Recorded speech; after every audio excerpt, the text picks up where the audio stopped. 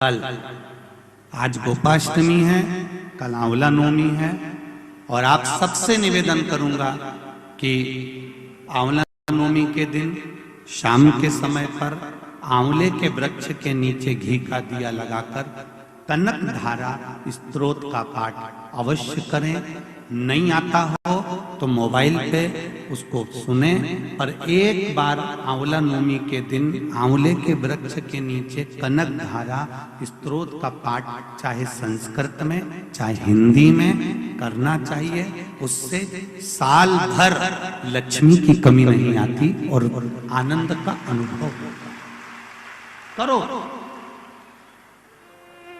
एक कितना सुंदर संवाद यहां पर लिखा हुआ है।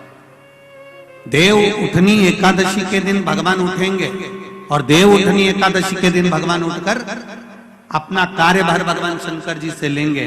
उससे पहले ऐसा नहीं है कि केवल देव उठनी एकादशी पर भगवान उठेंगे। आज जब आंवला नवमी का दिन आया और भगवान नारायण ने शयन करते करते अपनी करवट को थोड़ा सा बदला और बदलने के बाद भगवान की अर्ध निंद्रा हुई और नींद थोड़ी सी जागी और जागने पर लक्ष्मी जी उनके चरणों के पास में विराजी थी और विराजते से लक्ष्मी जी ने भगवान विष्णु जी से निवेदन करा, मेरे मन का एक संशय है, मैं आपसे कहना चाहती हूं।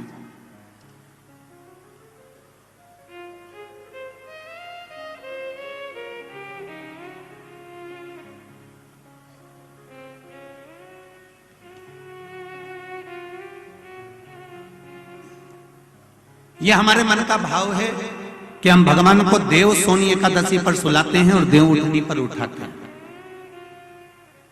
पर हमारी श्रीमद् भागवत कथा कहती है, शिव महापुराण की कथा कहती है, अग्नि पुराण, पद्म पुराण, नर्मदा पुराण हमको वर्णन करती है।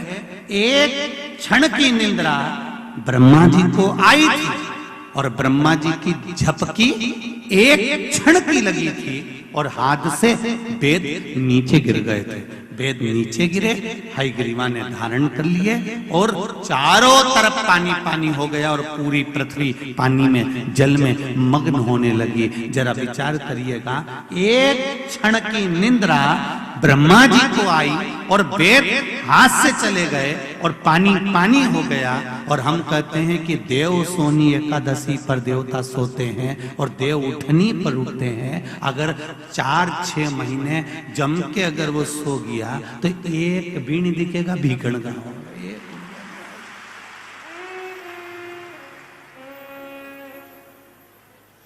एक नहीं दिखने वाला। फिर तो लोग कहेंगे सियोर कहां गया और भीखण गांव कहां गया।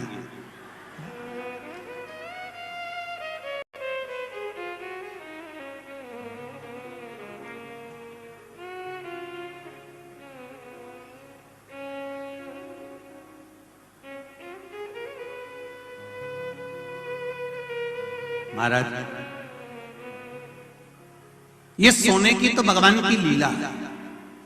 अगर सही तरीके से देखा जाए तो मेरा परमात्मा कभी नहीं सोता।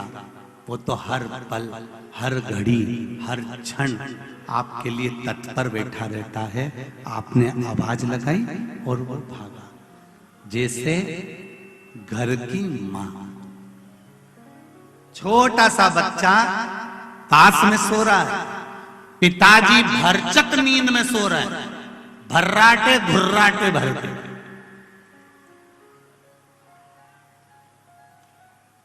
पिताजी को कोई मतलब नहीं, वो तो बस दुकान से आया ने उन्हें पूरा दुकान की गिराकी मिराकी करी ने, सटर मटर गिरा के आया ने, रोटी मोटी जीनी, 2-4 गप्पे मारे दोस्तों के साथ, घूम फिर के आया ने, पसरी गया, सोया। और वो सोया और सोते ही फिर तो रात भर जम के सोया ने, सवेरे उसकी नींद खुली। पर घर की जो माँ होती है, घर की जो माता होती है, जिसके पास में छोटा सा बच्चा सो रहा होता है, उस माँ की नींद कैसे होती है। बस बच्चा, कोई माँ का बच्चा अगर इंजेक्शन लगवा कर आया है, कोई सुई लगवा कर आया है, कोई टीका लगवा कर आया है, तो माँ गोदी में ही रात भर लेटे लेटे बैठे बैठे निकाल देती है, उसकी नींद नहीं हो पाती। फिर सुबह तैयार होकर अपने काम में लग जाती है, उसके चेहरे पर सल नहीं आता।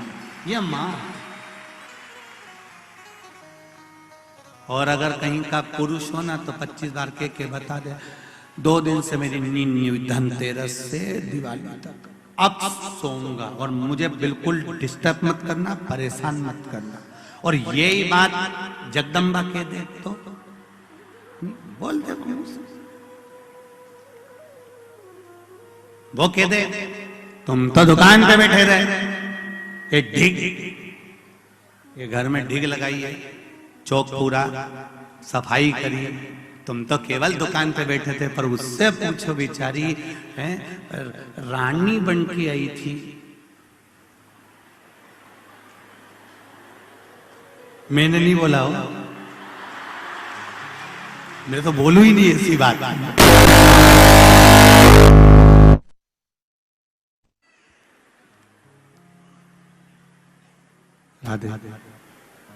ऐसी बात अपने को नहीं बोलना हो, तुम तो समझ जाओ बस ये सारा में। रानी बन के आई थी,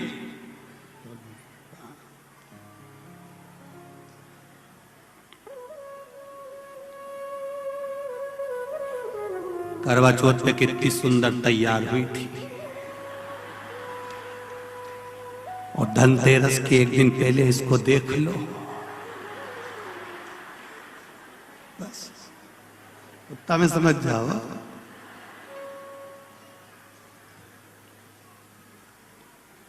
फिर तो छोरा छोरी भी जरा सा अगर पांव धर दे नहीं लिपा हुआ पे, तो फिर थोड़ी सी देर में जगदम्बा काल रात्रि बन सकती है। उतनी देर में तो कहा जा रहा है किया, वो नहा के आ रहा था नहीं भेरू।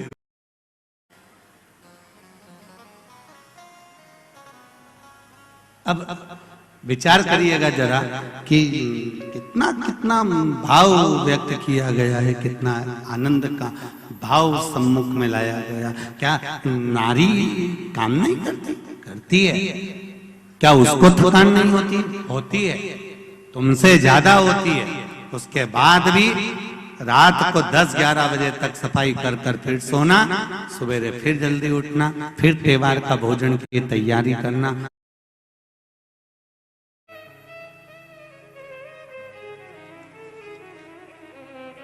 शिव की कृपा बिना नहीं हो सकता। पहले स्वयं कर कर देखो। लक्ष्मी जी ने भगवान शंकर पर थोड़ा सा संशय जताया, क्या सृष्टि का बाहर तत्व ठीक चल रहा है? क्या सृष्टि का ये क्रम ठीक चल रहा है?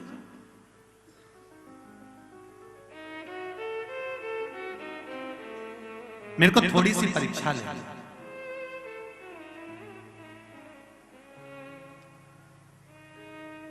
बहुत ध्यान दीजिएगा।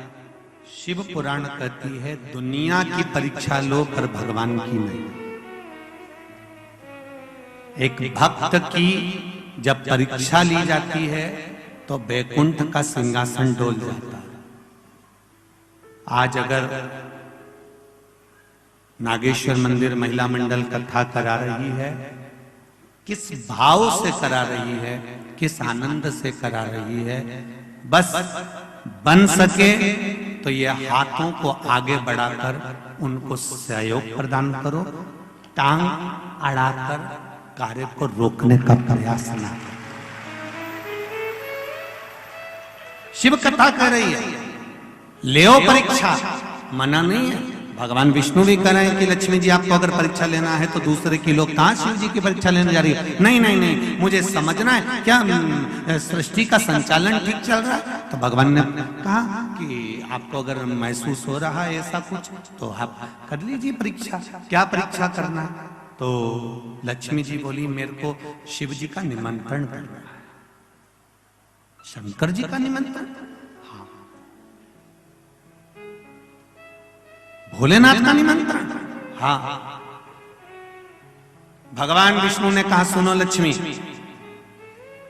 एक बार कुबेर ने भगवान शंकर का निमंत्रण करा था तो शिवजी ने मना कर दिया था कि मैं निमंत्रण में नहीं जाता, बड़ी बड़ी पार्टियों को मैं अटेंड नहीं करता। मेरी बड़ी बड़ी पार्टियां मेरा छोटा बेटा गणेश अटेंड करता है। तो कुबेर जी ने कह दिया था कि इतना सा बेटा तुम्हारा गणेश क्या खाएगा, हमने 56 भोग बनाया है, ये क्या खाएगा। तो इतने में शंकर भगवान ने कह दिया था ये तो बाद में मालूम पड़ेगा कितना खाएगा। और जब कुबेर जी ने कहा ठीक है आप गणेश जी को भेज देना, तो गणेश जी को भोजन करने भेजा था। कार्तिकेय रुष्ट हो गए थे। कार्तिकेय ने जाकर अपनी माता पार्वती जी से कह दिया था माँ घर का बड़ा बेटा मैं हूं, अगर पार्टी में भेजना है तो पहले मुझे भेजना था, पर पिताजी ने गणेश जी को भेज दिया। पार्वती जी ने जाकर शिव जी से पूछा तुमने कुबेर के यहाँ गणेश जी को क्यों भेजा। शंकर भगवान बोले मुझे देखना पड़ता है किस बेटे को किसके यहाँ शादी में भेजना है, लिफाफा कितने का भेजना है, किन के यहाँ पंगत है, किन के यहाँ बफेट है, किन के यहाँ कितने स्टॉल लगे हैं, ये मुझे समझना पड़ता है। इसलिए मैंने गणेश जी को भेजा।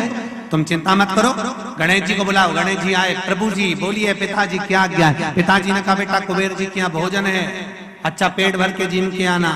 गणेश जी महाराज बोले चिंता ही मत करो पिताजी, 3 दिन से कुछ नहीं खाया, आप टेंशन मत लीजिए। और गणेश जी महाराज 7 बजे भोजन चालू होना था, 5 बजे पहुंच गए। तुम्हारे जैसे थे। 2 बजे कथा चालू होना है, सुबह 9 बजे से चिल्ला चोट चालू हो गई। कार्यकर्ता माइक पे चिल्लाने लगे, नाश्ता चालू हो गया है, 8 बजे से चल रहा है, 10 बजे तक चलेगा। रात्रि का भोजन कितने बजे चिल्ला रहे थे, 7 बजे चालू होगा। तो ये सब आवाज लगा रहे थे और आप लोग बड़े प्रेम के साथ में 7 बजे से जगह संभाल संभाल कर बैठ गए थे। ये शिव कृपा, ये शंकर कृपा, ये शिव की उदाहरण। अब महाराज गणेश जी महाराज 5 बजे पहुंच गए। 5 बजे पहुंचते से श्री गणेश जी महाराज ने आवाज लगाई कुबेर भैया, कुबेर भैया। कुबेर जी तो नहीं थे, उनकी धर्मपत्नी निकल कर आई। उन्होंने कहा कौन, मैं विनायक गणेश, कैसे आना। भोजन कर, भोजन तो 7 बजे। पिताजी ने जल्दी भेज दिया कि पहले जिन के आ जाओ तो जल्दी से, मां भीड़ भड़क का होगा, 33 कोटि देवता आए हैं भोजन करने के लिए, जगह नहीं मिलेगी, पहले चले जाओ। तो पत्नी दौड़ कर गई कुबेर जी के पास, वो गणेश जी आए तो जिमा दे, अच्छा है फुर्सत होंगे जितने जिम के चले जाएंगे, टाइम बचेगा, जा जिमा। लगा दी चौकी, बैठ गए गणेश जी। जिमना चालू हुआ, थाली आ गई, भोजन करना चालू करा। जो भोजन करना चालू करा, छोटे से गणेश जी महाराज इतना खाए, इतना खाए, इतना भोजन करा, इतना खाया जो रखा था कुबेर के खजाने में। 33 कोटि देवी देवताओं के लिए जो भोजन बना था वो कुबेर जी के यहाँ गणेश जी 15 मिनट में निपटा गए। 15 मिनट।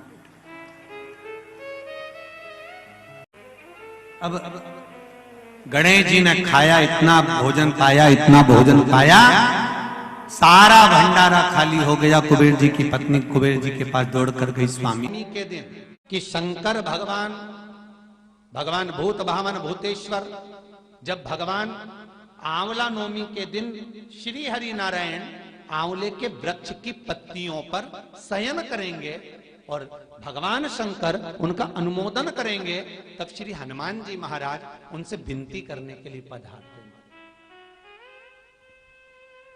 33 कोटि देवता, भगवान विष्णु जब शयन से उठते हैं, देवसोनी एकादशी को जब भगवान उठेंगे, नेत्र खोलेंगे, तो प्रथम दर्शन भगवान विष्णु श्रीमद् भागवत कथा, स्कंद पुराण, पद्म पुराण, अग्नि पुराण, जितने भी पुराण उठाना चाहे सारी पुराणों को उठाकर देखना कि प्रथम वर्णन आपको मिलेगा कार्तिक महत्तम का कि भगवान नारायण सर्वप्रथम जब नेन खोलते हैं अपनी देव सोनी एकादशी से सोकर देव उठनी एकादशी पर जब उठते हैं तो भगवान नेत्र खोलकर सबसे पहले किसका दर्शन करते हैं, किसका दर्शन। स्कंद पुराण कहती है, विष्णु पुराण कहती है कि भगवान नारायण जब नेत्र खोलते हैं तो खुद की अर्धांगिनी लक्ष्मी भी नहीं, महाराज ब्रह्मा आदिकादिक देवता सब खड़े, पर भगवान नेत्र नहीं खोलते। कब तक? जब भगवान शंकर अपने ही मुख से भगवान श्री हरि का गुणगान नहीं गाते, डमरू का नाद नहीं करते। कार्तिक का महीना में जब शुक्ल पक्ष में नवमी तिथि आएगी, तब तू आंवले के वृक्ष के नीचे बैठकर आंवले के वृक्ष में दूध का सींचन कर देना। क्या चढ़ा देना? दूध। जिस व्यक्ति को रोग सताता ही रहता है, सताता ही रहता है, बीमारी आती रहती है, जा ही नहीं रही होती है, तो उसको कुछ नहीं करना चाहिए। आंवले के वृक्ष के नीचे आंवला नवमी के दिन दूध चढ़ा देना चाहिए। फिर बीमारी दूर हट जाती है, व्यक्ति बीमार ही नहीं पड़ता।